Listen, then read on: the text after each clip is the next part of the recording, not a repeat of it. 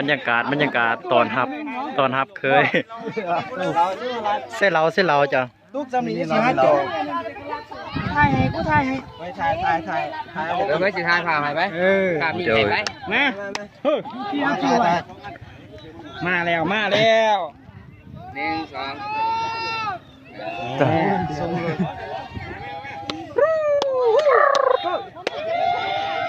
เขาคือโอ้โหอีสังวะเอายินในเต้นเราฮะ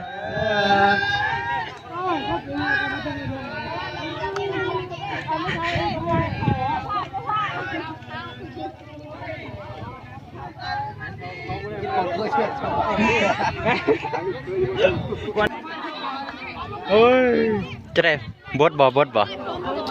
คักว่ะ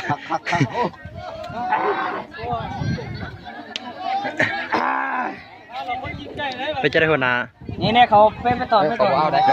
เอาเขาไปเต้อย่า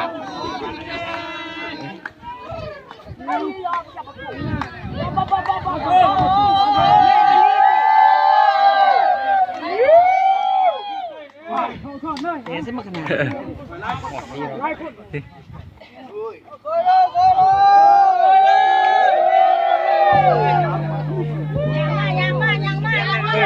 เพลงน่าจะเปิดเลย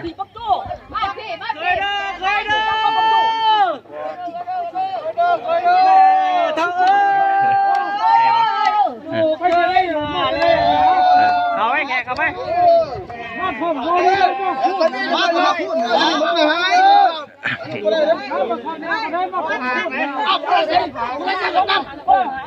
เนี่ยแขกเพี้ยนกันยินเนี่ยมึงกินแล้วกันยินในเราใช่มึงจะมาว่าได้เมื่อแล้วมันนี่แพ้เมื่อ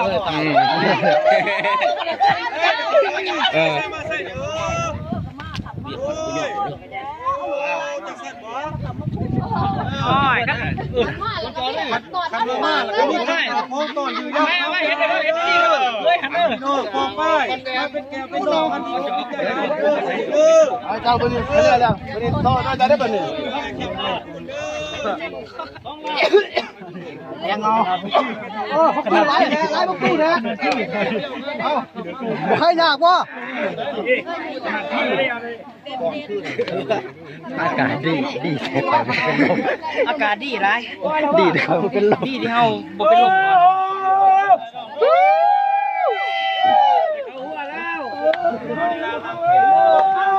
อากาศดีจังดีแต่เขาเป็นลมได้ซุ้มไฟในท้องวันนี้